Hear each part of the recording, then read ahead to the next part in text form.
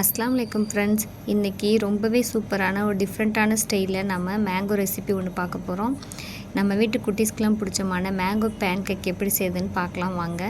நான் இன்றைக்கி ஒரு கப் கோதுமை மாவு எடுத்திருக்கேன். இது பார்த்திங்கன்னா 250 ml கப்பு.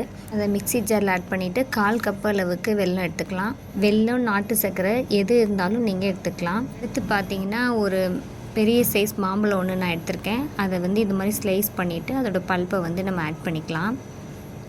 இந்த மாம்பழம் பார்த்திங்கன்னா ரொம்பவே நல்ல டேஸ்ட்டாக இருந்தது. கட் பண்ணும்போதே நான் 2-3 ஸ்லைஸ் சாப்பிட்டுட்டேன். நமக்கு மாம்பழத்தை பார்த்தோன்னே டெம்ட் ஆயிரும். யாருக்கெல்லாம் மாம்பழம் ரொம்ப பிடிக்கும்னு கமெண்ட்டில் சொல்லுங்கள். இந்த மாதிரி ஸ்லைஸ் பண்ணிவிட்டு நீங்கள் அதை மிக்ஸி ஜாரில் ஆட் பண்ணிக்கலாம்.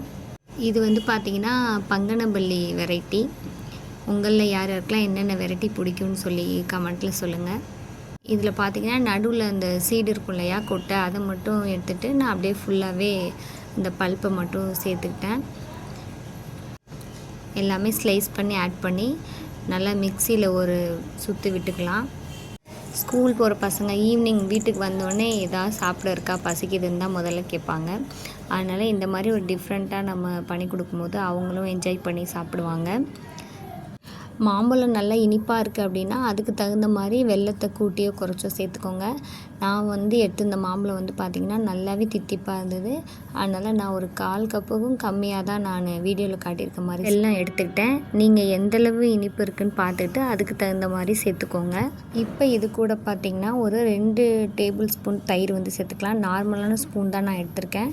இதில் இந்த மாதிரி புளிப்பில்லாத தயிர் கெட்டியாக நல்லா ஒரு 2 ஸ்பூன் எடுத்துக்கோங்க. இப்போ இது கூட பார்த்திங்கன்னா ஒரு 2 டேபிள் ஸ்பூன் அளவுக்கு வீட்டில் இருக்கக்கூடிய ரீஃபைண்ட் ஆயில் சேர்த்துக்கலாம். நீங்கள் என்ன ஆயில் யூஸ் பண்ணுறீங்களோ அதில் ஒரு 2 டேபிள் ஸ்பூன் சேர்த்துக்கோங்க. அதுக்கடுத்து பார்த்திங்கன்னா பேக்கிங் சோடா இல்லைன்னா பேக்கிங் பவுடர் என்ன வீட்டில் வச்சுருக்கீங்களோ அதில் ஒரு சும்மா 1/4 டீஸ்பூன் அளவு சேர்த்துக்கோங்க. பேக்கிங் பவுடர் இல்லைன்னா சோடா ஒரு ஆப்ஷனல் தான். உங்களுக்கு வேணும்னா சேர்த்துக்கோங்க, இல்லைன்னா ஸ்கிப் பண்ணிக்கலாம். ஒரு கப் அளவுக்கு காய்ச்சி ஆற வச்ச பால் சேர்த்து நல்லா ஒரு 2 சுற்று விட்டு எடுத்துக்கோங்க. இப்போ பார்த்திங்கன்னா நம்மளோட பேட்டர் சூப்பராக ரெடி ஆகிடுச்சு. இப்போ இதை ஒரு பவுலில் ட்ரான்ஸ்ஃபர் பண்ணிக்கலாம். பாருங்கள் எவ்வளோ க்ரீமியாக சூப்பராக ரெடி ஆகிடுச்சு. தயிர் ஆட் பண்ணும்போது புளிப்பில்லாத தயிர் ஆட் பண்ணிக்கோங்க. அப்போ தான் நம்மளோட பேன் கேக் எம்மியாக நல்லாயிருக்கும். இல்லைன்னா லைட்டாக புளிக்கிற மாதிரி இருக்கும் இல்லையா, அதுக்காக தான். இப்போ ஒரு பேன் அடுப்பில் வச்சு நல்லா ஒரு நெய் சேர்த்துக்கோங்க. நெய் தடவிட்டு பேன் கேக் ஷேப்பில் நம்ம சின்ன சின்ன ரவுண்டாக ஊற்றிக்கலாம். இப்போ அதை ஊற்றிட்டு சுற்றில நெய் கொஞ்சம் விட்டுக்கோங்க. ஒரு 2 நிமிஷம் பார்த்திங்கன்னா அப்படியே இருக்கணும். அப்போ அது கொஞ்சம் கொஞ்சமாக நமக்கு கொஞ்சம் உப்பி வரும். பார்க்கும்போதே நமக்கு தெரியும். நான் இந்த மேங்கோ பேன் கேக் செய்கிறது இதாங்க ஃபர்ஸ்ட் டைம். உங்களே எத்தனை பேர் இது ட்ரை பண்ணியிருக்கீங்கன்னு கமெண்ட்டில் சொல்லுங்கள். ஃபர்ஸ்ட் டைம் செய்யும்போது ரொம்பவே டேஸ்டியாக எம்மியாக இருந்தது. நல்லாவே சாஃப்டாக இருந்தது. சாப்பிட்றதுக்கும் ரொம்ப டேஸ்ட்டாக இருந்தது. இந்த மாதிரி நான் 4 போர்ஷனாக ஸ்ப்ளிட் பண்ணி நான் ஊற்றிருக்கேன். உங்களுக்கு எப்படி வேணுமோ அந்த சைஸ்க்கு தகுந்த மாதிரி நீங்கள் செஞ்சுக்கலாம். ஊற்றிட்டு இந்த மாதிரி நெய் சுற்றிலும் கொஞ்சம் விட்டுக்கோங்க. அப்போ நல்லாயிருக்கும் டேஸ்ட்டு. இப்போ அதை அப்படியே ஒரு 2 நிமிஷத்துக்கு அப்படியே விட்டுறலாம். இப்போ நல்லா வெந்துட்டு, அதாவது சிம்லே வச்சுக்கோங்க. அடுப்பை லோ ஃப்ளேம்லேயே வச்சுக்கலாம். ரொம்ப ஹை ஃப்ளேமில் வச்சிங்கன்னா கொஞ்சம் அடியில் தீஞ்சிற மாதிரி ஆகிடும். அதனால் நார்மல் ஃப்ளேமில் வச்சுக்கிட்டு சிம்மில் வச்சுக்கோங்க, கொஞ்சம் மீடியம் ஃப்ளேமாக. ஓகேவா? இப்போ பாருங்கள் கொஞ்சம் நல்லா உப்பி வருது. இப்போ நமக்கு அடியில் பார்த்திங்கன்னா நல்ல ஒரு ரெட்டிஷ் கலர் வருது இல்லையா, இதுக்கப்புறமா நம்ம திருப்பி போட்டுக்கலாம். அடுப்பு பார்த்திங்கன்னா லோ ஃப்ளேம்லேயே வச்சுக்கோங்க. அப்போ தான் உங்களோட பேன் கேக் ரொம்பவே நல்ல ஒரு கோல்டன் கலரில் நல்ல நமக்கு கிடைக்கும். இல்லைனா கொஞ்சம் அடியில் தீஞ்சிரும். அதனால் லோ ஃப்ளேமில் வச்சே நீங்கள் இதை ஊற்றிக்கலாம்.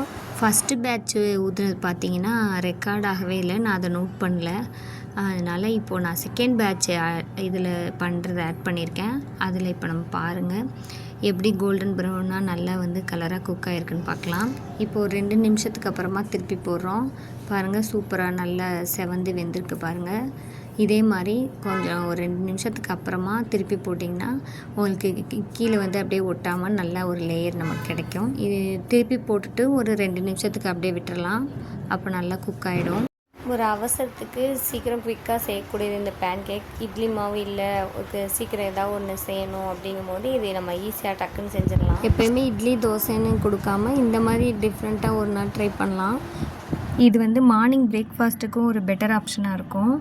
இல்லைனா ஈவினிங் வந்து ஸ்நாக்ஸாக பசங்க வீட்டுக்கு வரும்போது நம்ம கொடுக்கலாம். இதில் வந்து பார்த்திங்கன்னா டார்க் காம்பவுண்ட் சாக்லேட் இருக்கு இல்லையா, அதை நான் மெல்ட் பண்ணி மேலே ஆட் பண்ணியிருக்கேன். நீங்கள் ஹனி இருந்தால் கூட சேர்த்துக்கலாம். சும்மாவே சாப்பிட்றதுக்கே நல்லா எம்மியாக இருந்தது. இது சும்மா பசங்க கேட்டாங்க அப்படின்றதுக்காக நான் இப்படி பண்ணியிருக்கேன். ஷாப்பில் கிடைக்கக்கூடிய பீஸா, பர்கர் எல்லாமே அது நமக்கு வந்து உடம்புக்கு நல்லது கிடையாது. அதனால் வீட்டில் பசங்களுக்கு இந்த மாதிரி டைம் கிடைக்கும்போது செஞ்சு கொடுங்க. அவங்களும் என்ஜாய் பண்ணி சாப்பிடுவாங்க, ஹெல்த்தியாகவும் இருப்பாங்க. இது வந்து பார்த்திங்கன்னா நான் நைட்டு தான் ரெடி பண்ணேன், ஒரு 7 o'clock மாதிரி. இதுவே நாங்கள் எல்லோரும் சாப்பிட்டு டின்னரை முடிச்சிட்டோம். நீங்களும் இதே மாதிரி ட்ரை பண்ணுங்கள். அஸ்ஸலாமு அலைக்கும் ஃப்ரெண்ட்ஸ்.